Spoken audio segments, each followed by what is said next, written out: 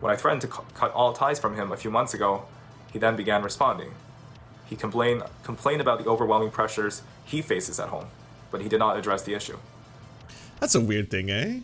I mean, that's like kind of like why are you trying to scapegoat this? This doesn't seem very clean up your roomie. If it's like this person is directly telling you need to clean up your room, in the sense that, like, you know, you have taken credit for something that I helped develop and you've never acknowledged me, or no one even knows about this story. No one's ever talked about me before. No one knows who I am. And Jordan Peterson's like, oh, I just have so many things at home, you know, the work-life balance, all that kind of stuff. It's very difficult. Messy room as well. I gotta get to that at some point.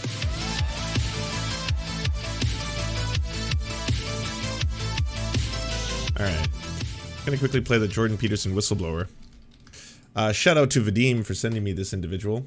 So yeah, this is I think one of the first times this has been broadcast. This is definitely the first time I'd ever heard about it. Probably because it's, you know, not discovered widely on the internet yet. But this is someone who says the truth behind Dr. Peterson's crusade against Bill C-16. He's got some things to say.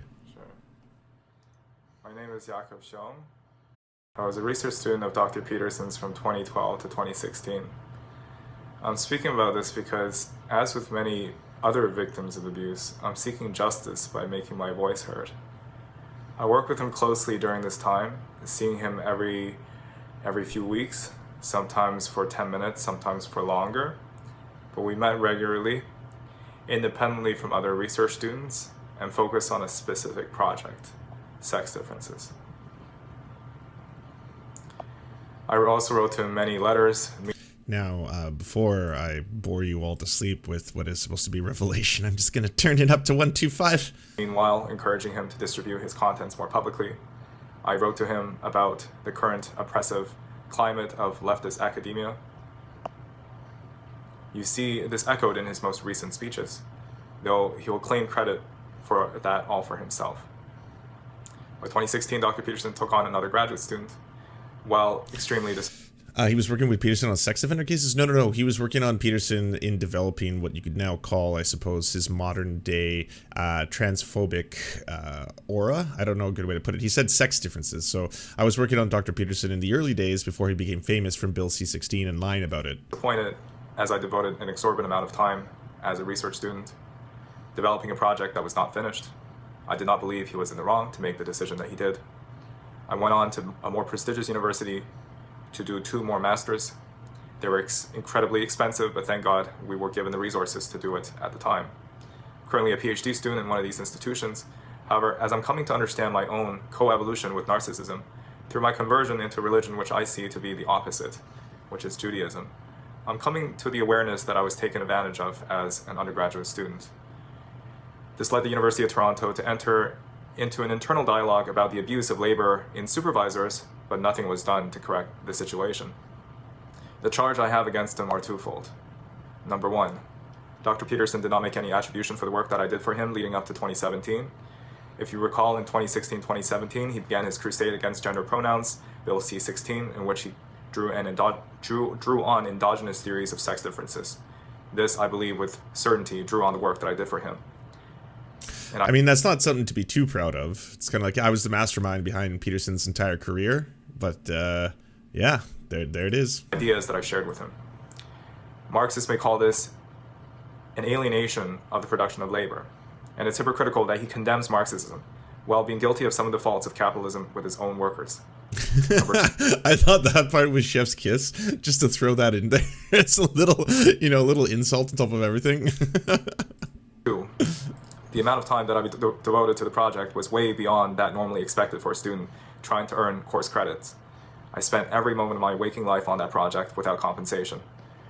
This, I believe, is an unfair abuse of labor, and I'm now going to seek rectification. So, if you're missing what took place here, he's claiming that he was actually one of the ones that helped develop a lot of the early things that Peterson got famous for, namely talking about you know, things related to gender theory, and of course his lies about Bill C-16. He's not directly saying that he is part of Peterson's crusade against Bill C-16, but then in addition to that, Peterson apparently was exploiting his labor, and he's using that as well as a point against him. I've been trying to resolve this issue with Dr. Peterson personally, but he's mostly been unresponsive. When I first I have no idea why he would respond to you at this point, though. Like, oh god, these are all lies. These are postmodern neo-Marxist lies. You've bought into it. Please stop contacting me. Email mother instead. to cut out all his ties, when I threatened to cut all ties from him a few months ago, he then began responding.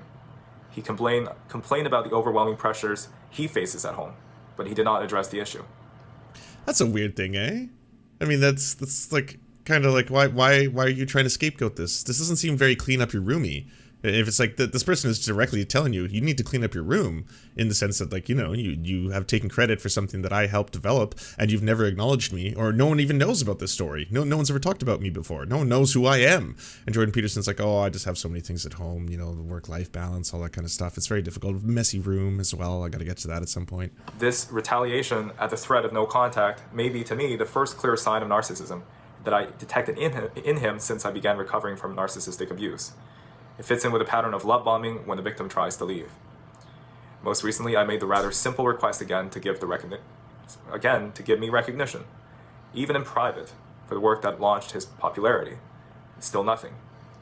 The university, thank God, will continue to pursue the case, but I would certainly be wary of forming a close relationship with him, whether through reading his books, listening to his lectures, or even emotional investment with a person such as him. I would stop short in saying he's a narcissist, but he is certainly not beyond predating the vulnerable and taking their livelihood. He has caused me tremendous pain, and I can hardly conduct research now without being blinded by the same sense of betrayal and hypocrisy that culminated in my 4 years of close working relationship with him. Do you really want a hero who stole from and is willing to step on his students, his followers? So the thing is, I don't think Jordan Peterson fans will care or even acknowledge that this person exists. I don't think Jordan Peterson is going to come forward and say, well, I just need to talk about this old person who worked with me for 4 years and how much he did or did not contribute towards my eventual superstardom. I don't know about that. And I don't think that any recourse is going to happen. I mean, maybe you could have a plausible, if you have enough evidence, labor dispute in Canada. That might be as far as this could go, though. I don't see Jordan Peterson apologizing, I mean, this isn't really congruent with the 12 rules for life. He took advantage of you.